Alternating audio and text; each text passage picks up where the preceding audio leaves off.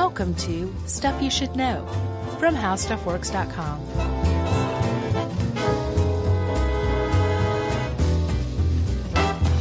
Hey, and welcome to the podcast. I'm Josh Clark. There's Charles W. Chuck Bryan, and there's Jerry. This is Stuff You Should Know. All right. This bears some explanation. So I was doing my Stevie from Malcolm in the Middle impression. Which one was Stevie? He was the kid in the wheelchair who like breathed like that, who talked like that because I don't remember. he had serious asthma. Yeah. You don't remember him? Was he just like a classmate? Yeah, he was like his best friend, I believe. Yeah, I don't remember. I like that show though. Yeah. Well, that's not what I was doing really. No, we're slightly out of breath because we just had a fire alarm. Yeah, we had to walk down four flights of stairs. Uh-huh. And not like the kind of flight where it's like down, landing, down again. They should call That's that a flight. 2 flights. Yeah. So we walked down 8 flights of stairs. Yeah. And then walked back 8 more. I know. Right when we got down, stopped, and immediately turned around to go back in. Yeah. It was ridiculous. It was the kind of thing that makes you say, maybe I won't leave next time there's a fire alarm. I was prepared to hide in the studio and keep working. Yeah, we thought about it, but there's a fire marshal who works here, so Yeah. you can't run afoul of him. Man, he got on that orange vest quick like. Changes everything.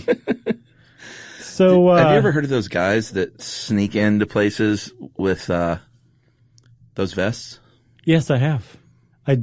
Is there a name for what they do? I'm sure more than one person has done this, but there's these 2 guys in particular who kind of got, I don't know about how famous, but made a name for themselves for putting on the orange vests and saying basically like, if you wear one of these, you can get in anywhere you want almost. Yeah.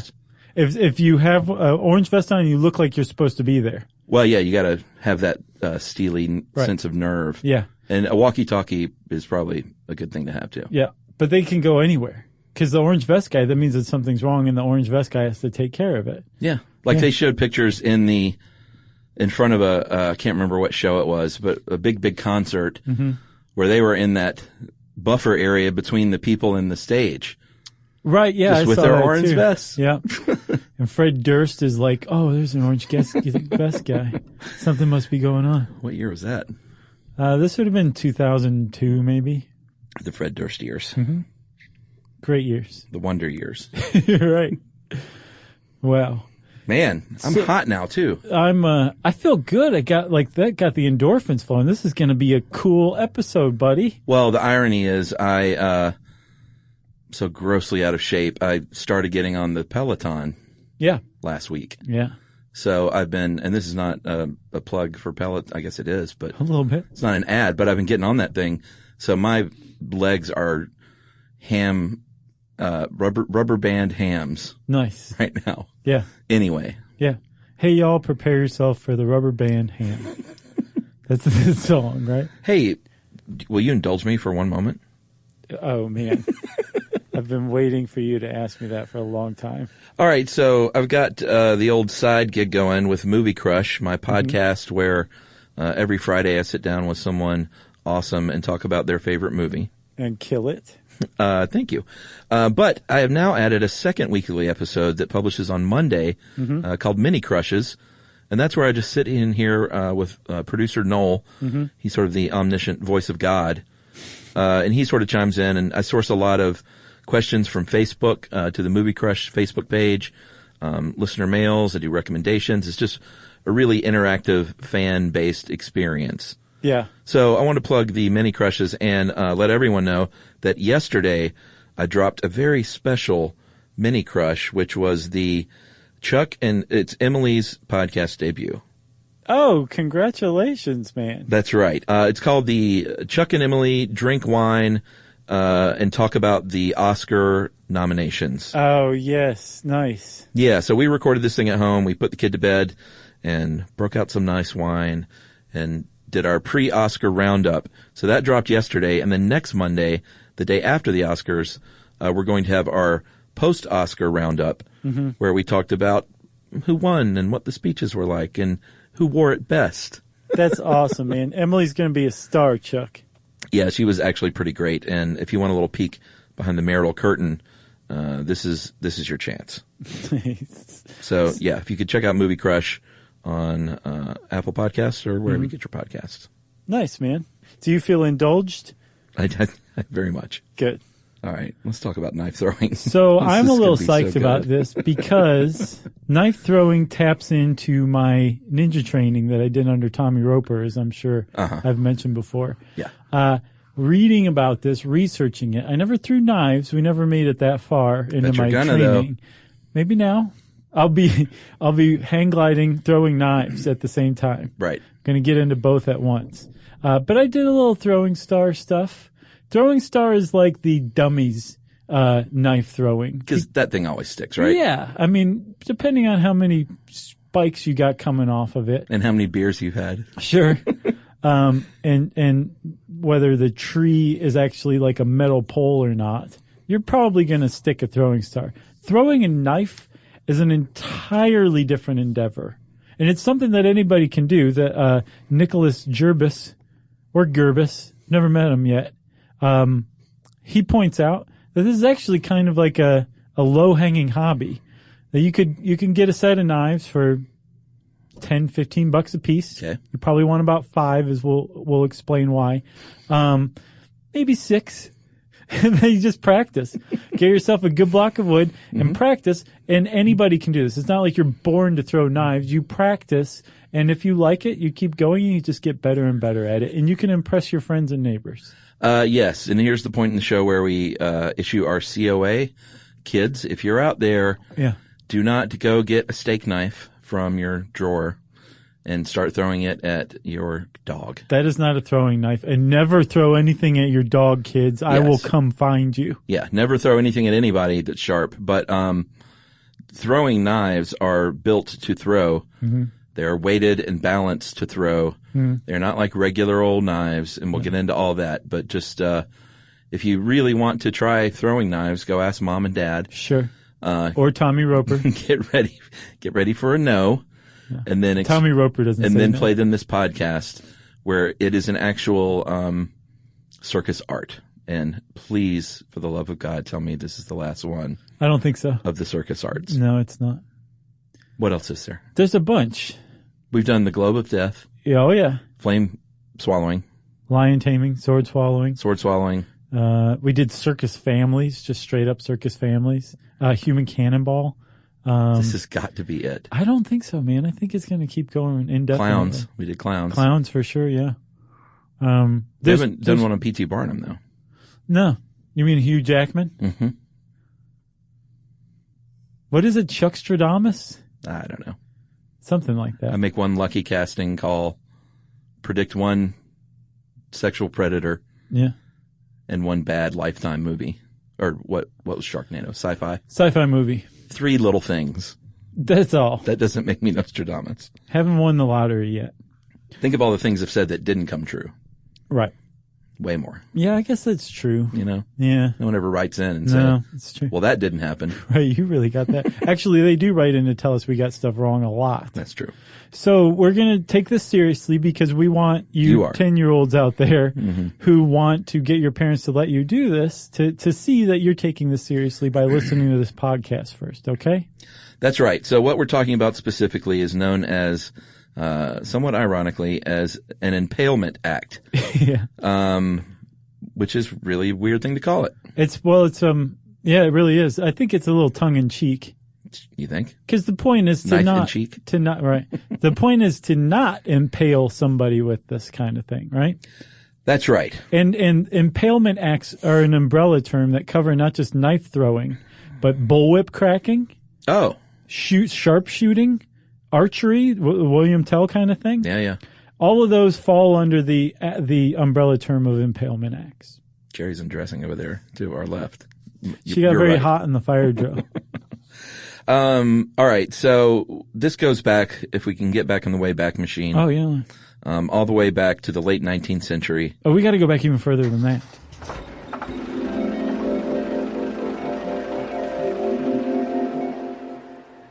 Are you going to go like to ancient times? No, we'll just go to the 19th century.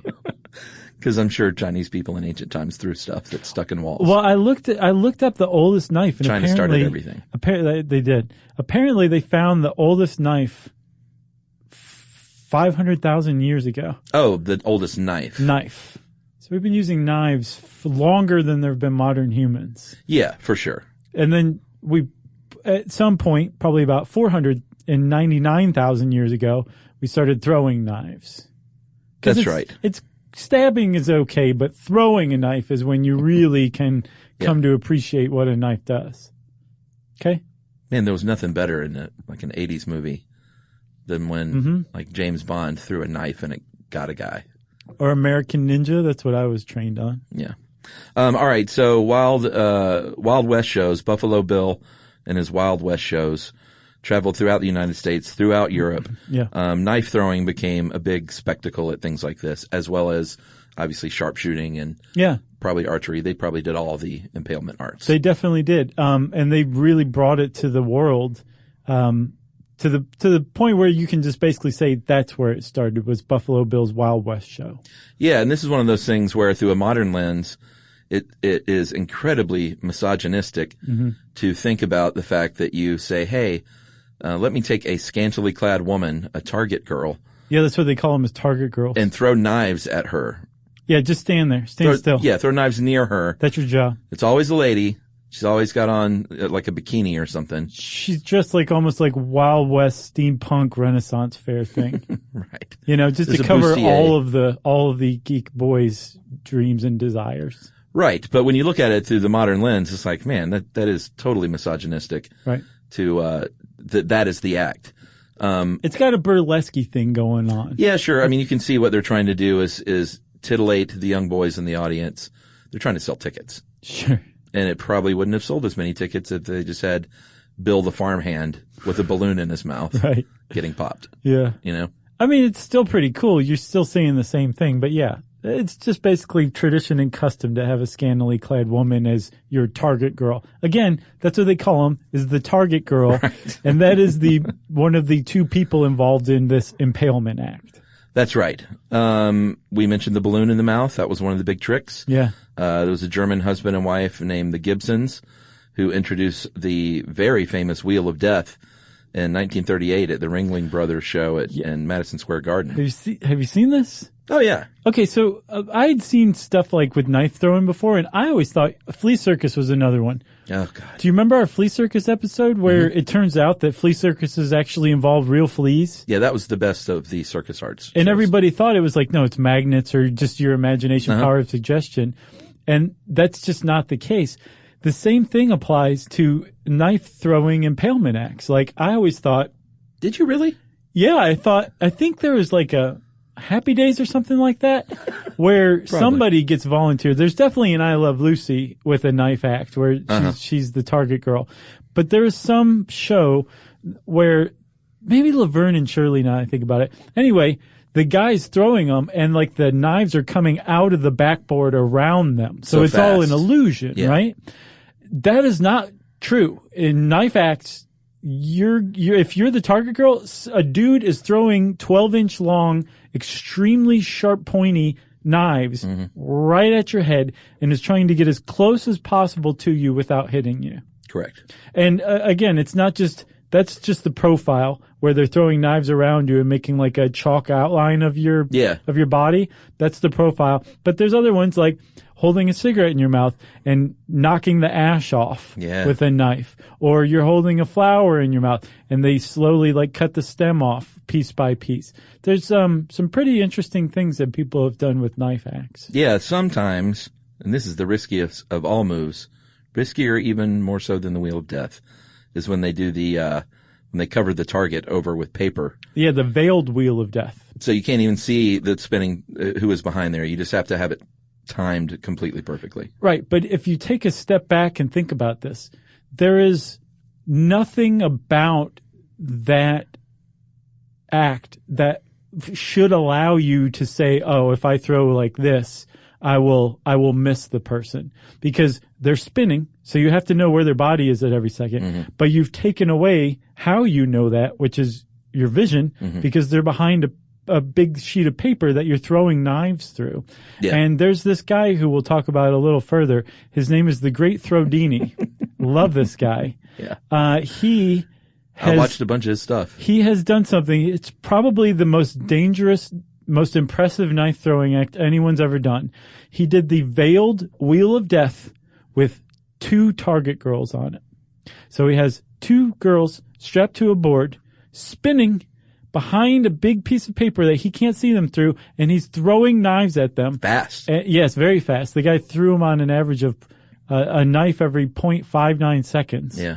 And he didn't hit either one of them. Amazing. It is amazing. It's so amazing. I think we should take a break and regroup.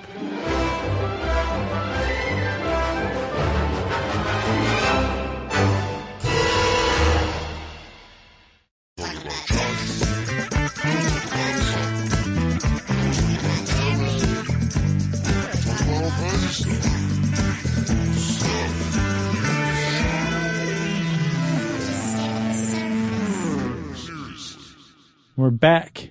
We just watched 1 hour of Great Thordini videos. Right. He apparently caught on like in his 50s. Yeah. He's like, hey, I'm pretty good at this. Back in 1996, he just I guess somebody was like, maybe, have you tried throwing knives? And he said, no, I haven't. And they were like, well, try throwing knives. And he said, well, fine, I will. A couple of weeks later, he tried throwing knives and he said, I really like this. Yeah. He said it felt natural and right.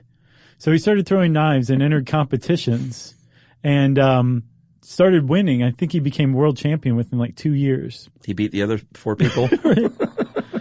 And then he said, you know what? This is fun and all, like these competitions, but I think I want to try an act, like an old throwback impalement act. So he started one. Let me buy a tuxedo and basically bought his wife Barbara a Target girl get up. Oh, is that his Target girl? One of them, yeah. I think she may have been the original one. Taught her to smoke cigarettes so he could knock the ash off of the end of them. And there you go. Impalement act achieved. But not only that, Chuck, like the guy is like legitimately the best knife thrower on the planet. Well, he's one of them. He holds a record for fastest, but boy, you go down a YouTube rabbit hole and to like people like Ralph Thorne and better than Great Thordini, huh? Well, Great Thordini does the impalement act as in a circus art. Right. Ralph Thorne is like, if you're running through the woods chasing somebody. I haven't seen this guy. That's the Thorne style. We'll get into those styles later. Okay, gotcha. But yeah, he will like launch himself off of a tree stump in the air and throw one behind his back. And see, now that's basically the training I was indoctrinated. Yeah, like martial arts. Sure. Real world suburban neighborhood dangers. Right. There's a raccoon. Oh, no. No. You're not throwing at raccoons. All right. So. Hey, a raccoon comes at me? Well, sure. Okay. Here's what you need if you're going to throw a knife. You need a throwing knife. And a throwing knife, like I said, is not a steak knife. It is very much made to be thrown. It is balanced so that you throw it. And we'll talk about the different ways that they're balanced. But one thing they are not is sharp on the sides. Yeah, the edges. Yeah, they're very pointy. Right. But they're dull on the edges because you're going to, a lot of times, be throwing it by that blade.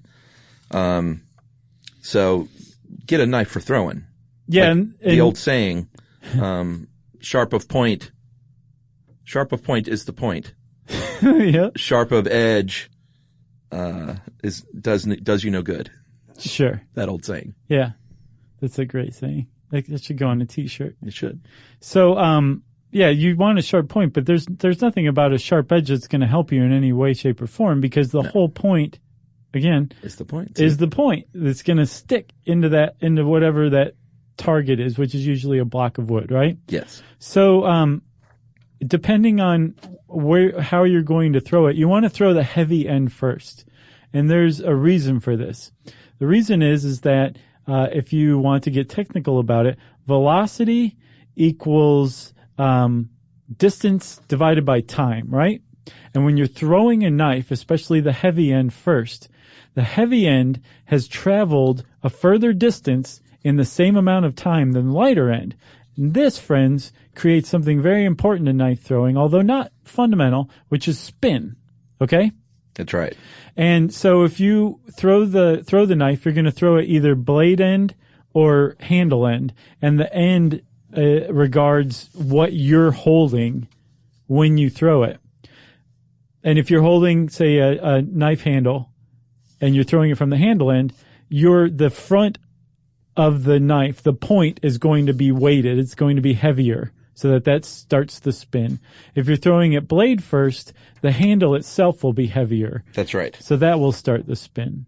And there's a couple of different, depending on which way you're throwing, the spin is going to take place over the course of, a very short distance, actually. And so let me just back up a second here. Okay. There's some factors involved, okay? They are distance to target, length of knife, weight and balance, and then knife type, right? So the distance to target is going to tell you what type of throw you want. That's right. The kind of knife, they say, for every good rule of thumb here, just throw it out, but they do mention a rule of thumb regardless that says a blade that weighs about 1 ounce per inch. So and that's per inch of the whole knife. Yeah. So it shouldn't. Well, you can throw whatever you want, but 10 to 16 ounces is a good starter knife. And about that long, or maybe 12 to 14 inches, and about that many ounces is right where you want to start off as a beginner. Right. And there are all kinds of shapes too. Like definitely, some of them are like little spears. Some have multiple points, more like throwing stars. They really run the gamut. Right.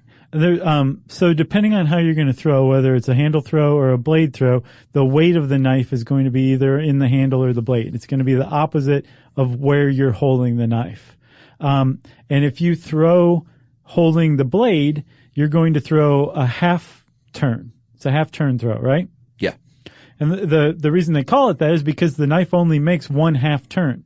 The blade straightens out from your hand toward the target, and then that's the only turn it makes. Yeah, it's not like in the movies. A lot of times you'll see you go right and turn like 9 times and stick the guy in the forehead. Yeah, that's really not what you're doing with knife throwing. No, it's basically if you're throwing it by the blade, it's going to make one half turn and that's it. So if you're blade throwing, you would stand closest to the target. Right? So if some guy's coming at you dressed as a raccoon and you know he's going to hurt you and you can throw a knife and he's real close, you would throw by the blade. That's right. And in fact, I don't even know if it's possible to throw a knife like they do in the movies that I don't think so. Just tumbles. Because every video I saw there, like you try and prevent tumbling right as much as you can. Yeah. Like that's the whole game is to, because physics says that a revolving object that suddenly breaks free will continue to move in a straight line tangential to the point at which it's released. Right. In other words, that release point's a little tricky. You got to dial that in. But we'll get to that too, and on the actual throwing. Right. So the next furthest away from the target is if you're holding the knife by the handle. Right. And you're throwing it, it's going to make, that's a full turn, full spin, to where the blade goes from facing the target, facing away from the target, and back to facing the target in time to stick into that target. And not embarrassingly bounce off because it hit the blade or the handle first. That's very humiliating, right? So humiliating. And then the last one is the furthest one away, and it's about the most you would ever want a blade to turn, which is 2 times. That's about 30 feet or about 10 meters away from your target. You could possibly get it to spin twice. But usually you just want it to spin once or half, and that's it. Yeah, and did you say a half turn is about 7 or 8 feet? I don't think I did. I just said it was the closest. Yeah, about 7 or 8 feet. It depends. Full spin about 12 to 15, and like you said, the great Throdini double Bondini double twist is what, up to 20, 30 feet? Yeah. Although one of these other throws that we're going to get into, this thorn throw, one of the benefits is you can throw from anywhere. Right. Supposedly. So we're going to take one more break, and then we're going to come back and teach you a little bit about throwing, and then what to look for in a good knife.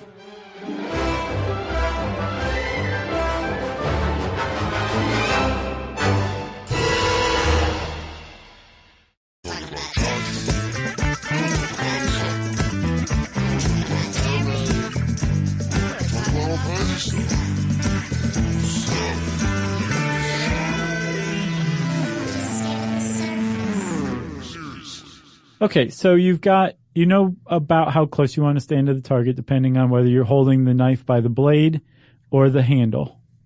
The good thing is there are a couple of different grips, but they're very similar. So if you're like, I want to get into blade throwing first because that looks pretty cool, you're going to basically pinch the blade of the knife. And remember, these are not sharp edges, so you should be fine. Yeah. If you are using a sharp edged knife, you want to hold the blunt end. Yeah, but you don't even want to do that. You don't even want to do that. So it doesn't really matter which way you're holding it, but if it is sharp on one edge, hold the other edge. And you're just basically pinching it between your thumb and your first 3 fingers. Just a little pinch. Yeah, just a teeny pinch. Maybe stick your pinky out for effect. Sure. All right. And that's the blade throw. Yeah, and you've already got your target, by the way, at this point. I know you mentioned a block of wood, but they recommend aim small. What is it? Start small, aim small? Yeah. Which is you don't need a tree trunk sliced up and put on a wall. Like, you just need like a little 12-inch by 12-inch block of wood. Right. Or maybe if you want to screw a bunch of wood together and then draw a target on there, that's fine too. Yeah, you should probably glue though, because the screws your knife might bounce off of them. Yeah. You know? If you're using metal screws. Okay. Sure. As opposed to the traditional wooden dowel. Right. So, dovetail joint. Right. So what did I say? That's the blade throw, right? Yeah, you did blade throw.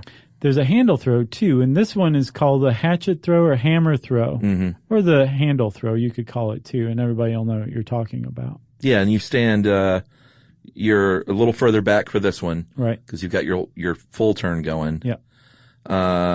And then you just grip it like a baseball bat and swing away, right? Right. You close your eyes and you hope for the best. You say ninja strike. Right. Yeah? Yeah.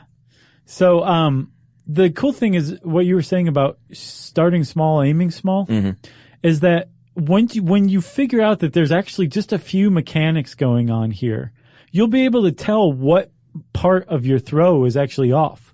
Yeah. Whether it's distance, whether it's when you're releasing, whether it's how you're gripping it, the problems or the issues with your throw will show up, and you'll be able to read based on how the knife is landing or sticking what's wrong with your throw.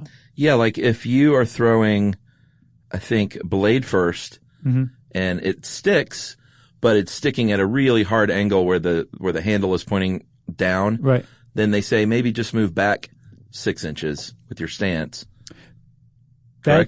Is it? Yeah, you're right. You're right. And then try it again. Yeah, because that means that the knife didn't get its full rotation. Right. You want it to basically be sticking straight out perpendicular to the target. Yeah. That's a correct throw. Or as you're learning to do this. Yeah, and did you say that it's generally your opposite leg of your throwing hand forward? Oh yeah, so the stance? Yeah, I mean generally, but then again I also saw this Russian guy that threw with his throwing leg, or the same leg as his throwing hand forward. Right, like a And he frisbee? was like, it all works basically. Right. Was his thing. This guy was Pretty great. good. I knew you had the Italian thing going on, but the Russian, that was good. Oh yeah, I can do that. So let's get into the throw then. Okay, so the stance, I should say. So with the stance, you're standing with your throwing arm, the leg opposite your throwing arm is closest to the target. Kind of like you're throwing a dart. You know how you stand when you throw a dart? Yes. Okay. It's like that. Well, actually, that's not quite true. When you throw a dart, the foot that is on the line is the same side as your throwing hand. Is it? Yeah. Okay, well, this is the opposite of that. Yeah. Maybe I've been throwing darts wrong all this time. So the leg opposite your throwing arm is the one you want closest to the target. Traditionally. Right. Traditionally. Your weight is on your back leg, though, as you're throwing. And what you're doing is you're gripping the knife however you want to, blade or handle. Mm-hmm. Either way, you line it up, right, with your eye against the target. Sure. Bring your arm back behind your head, and then keeping your wrist straight. You don't want to flip your wrist or anything like that. You bring it in an arc in front of you, and you finish like you are shaking somebody's hand. Like you're going, hey, how are you? Right? But I got a knife. Right. The thing is, Here's the thing. You're going to want to release at that handshake part when your hand is straight out in front of you, and you're going to find nothing but heartache trying to throw a knife like that. Oh, if you release it right at the end. Oh no, it'll go straight down. Right. It'll go down in front of you because when you release an object that's going in an arc, it wants to go straight in a tangential line from the top of the arc, right? That's right. So you want to release it at the top of the arc. That's right. So I was practicing just in the air. I know. Trying to make my brain release it at the top. And that is really difficult to do because you think initially that the knife is going to go shooting up into the air. It's not. It's going to go straight. That's right. Pretty neat stuff. That's right. And this is just, I don't even know what the traditional throw is called. Do you? I know. I didn't see a name for it. Well, there are some other throws, which I might as well go ahead and mention. I've teased. One is the aforementioned Thorn style from Ralph Thorn. Okay, that's named after a dude. It's named after a dude. Either way, it sounds cool. Yeah, this one, did you see this one at all online? I didn't see that one. I kind of had an idea of what they were talking about based on the article. Yeah, they say that it resembles spear throwing, the action. I guess in that you're not taking the knife like behind your ear. You're sort of just extending your whole arm and doing a big, almost like you're throwing a baseball pitch. Sure, that's what I imagine. Yeah, that's what it sort of looked like. But like then, sidearm? Sort of, like a bunch of people were doing it different, and then this guy's jumping all over behind his back, like Thorn style seems to be to just do whatever you want. Okay. That's not true. Thorn's probably just like so angry right now. He's like, yeah, come out to my woods. I'll show you how I do whatever I want. Then there was the Russian style. And this it's very compact. The elbow is in near the body. Mm-hmm. You hold the knife behind the ear. And this I saw was a little bit more like, like that kind of thing. So that seems to me like depending on how close you're holding your elbow to your body, like you're going to chop the top of your ear off. Well, you want to avoid that. Sure. But it's more like you're pushing it out rather than throwing it like a tomahawk. Right. So that's what I thought, Mum Yuan style was like, where you're basically like shoving the knife forward. Well, what I saw with that style, and again, all these videos were different, so I don't know if these people are just, it is YouTube. Making it up. It's not like sure. They're like, I'm an accredited thornist. Right. But the Mum Yuan style looks like they were having the knife like in their hand, like kind of in their palm, and would throw it. Gotcha. But I don't know if that was because of the knife, because the guy on there was like, this is a bow shuriken spike, which is thrown in the Mum Yuan style. Right. And that's what this article said too. People really get into this online though. Right. That's what I did discover. So the three things, those three types, Thorn style, Mum Yuan, and Russian style, those are all styles of knife throwing that involve no spin. That's what the common thread that they all have. Yeah, which is pretty cool. It is cool, and there's a couple of reasons you want to do this.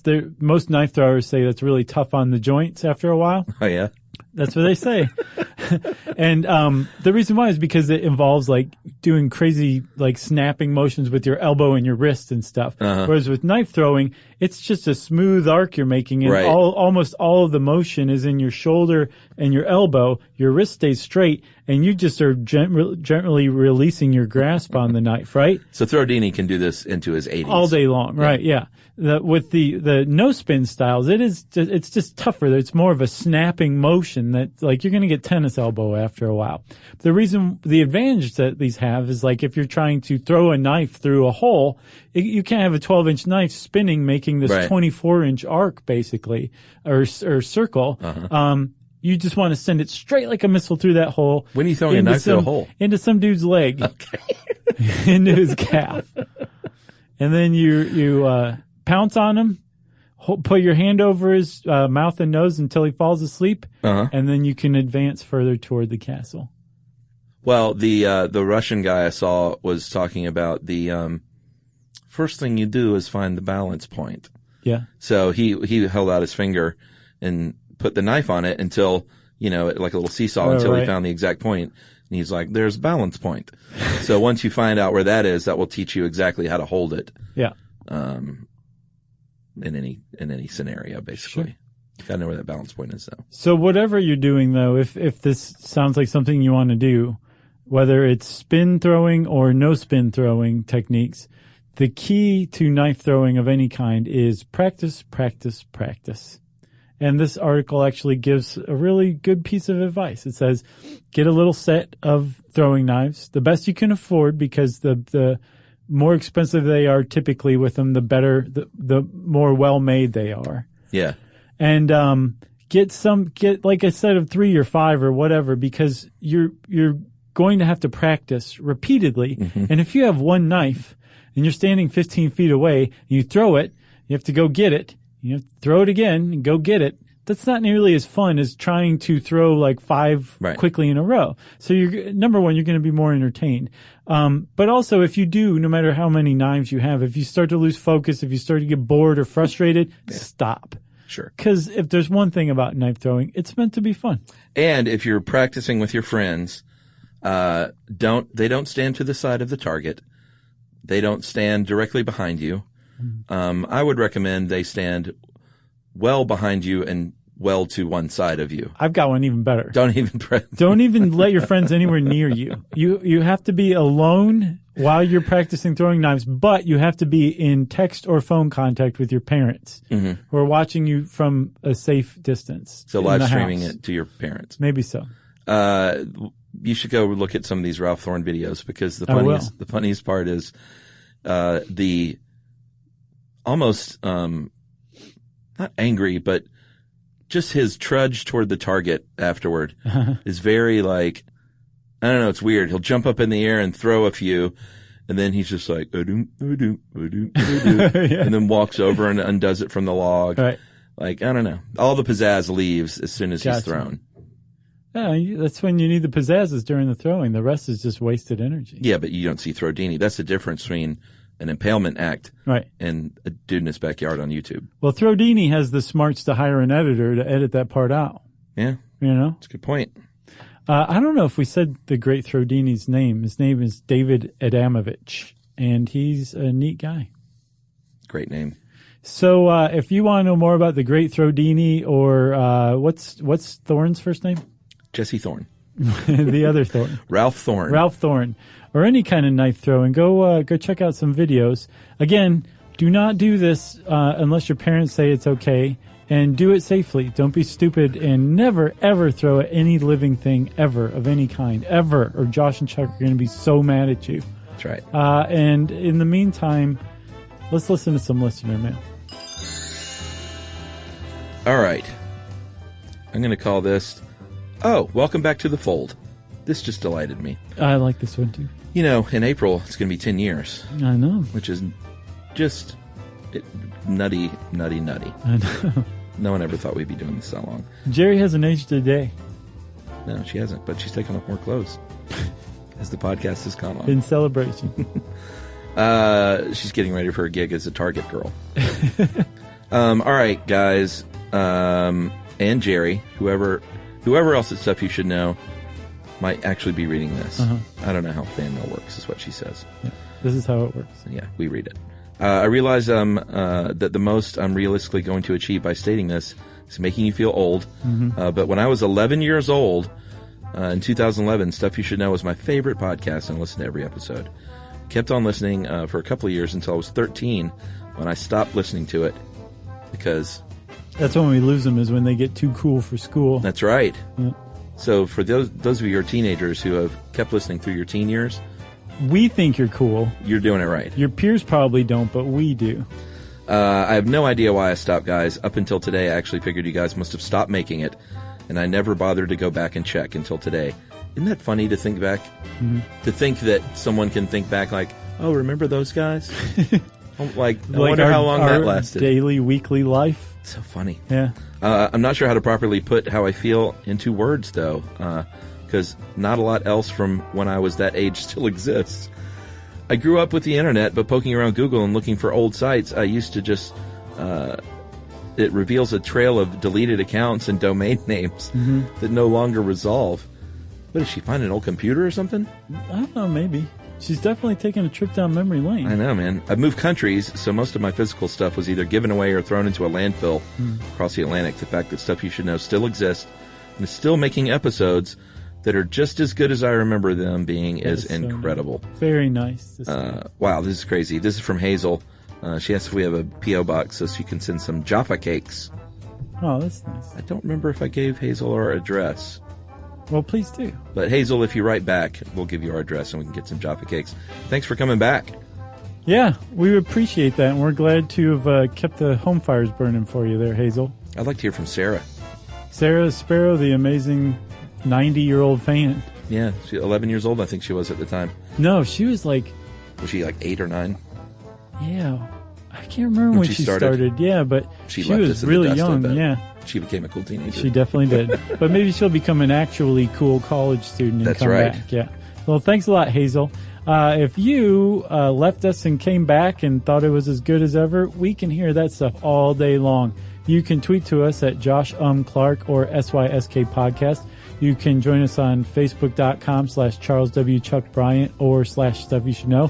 You can send us an email to stuffpodcast@howstuffworks.com. And as always, join us at our home on the web, stuffyoushouldknow.com. For more on this and thousands of other topics, visit howstuffworks.com.